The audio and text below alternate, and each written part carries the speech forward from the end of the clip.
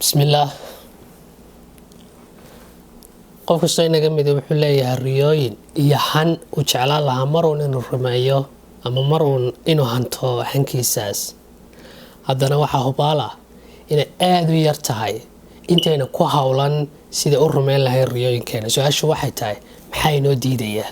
maxaa qofka hor istaagi karaa inuu aslanba ku howlanaado oo u dadaalo meel ay la gaadhaba riyadiisa? dabcan waa caqabadahaasi noocay doonaan iyo qaabka doonaan ha yeeshaan. waxaan ka warami doonaa muuqaalo taxanaa oo ka kooban oo kaga waramaya caqabadaha guusha ama waxa qof u diidi kara inuu hanto hankiisa. muuqaalkanse hordhac yar waxaan wax ka taaban doonaa noocyada caqabadaha si aynu fahan guud uga qaadano. caqabaduhu 3 nooc bay noqon karaan. nooca koobaad waxa weeyaan magaca caqabad way ka tegayaa oo wuxuu noqonayaa marka aanay mushkiladu ama dhibaatadu xal aanay lahayn ee aad xaqiijiso inay adagtahay inaad waxan xaliso, meel aad uga dhaafto ama meel aad u dhaaftaan aanay jirin. shaygaas waxaa laga yaabaa inaanu caqabad markaa noqon oo yahay waaqic.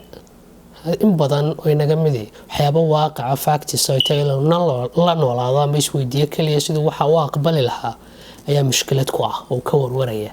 laakiin markuu ogaado haddii uu ogaan lahaa ma fahmi lahaa waxaan inaanay caqabad ahayn inuu waaqic yahay, waxaa dhici lahayd inuu dhan kale ka eegi lahaa manhajkiisa wax ka bedeli lahaa kadibna uu hore uga sii socon lahaa.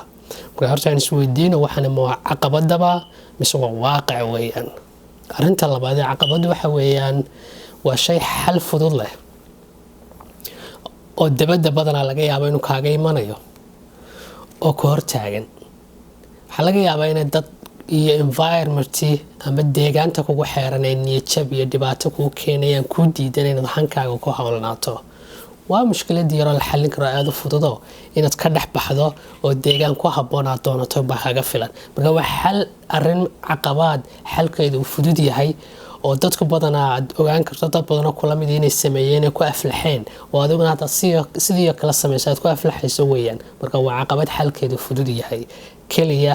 waa laga yaabaa inaad adigu ka caajistaan baanad weli isku dayin, laakiin waad hubtaa haddii aad dhankaas u fiirsato inuu xalkeedu fudud yahay. caqabada saddexaad waa cudurdaar.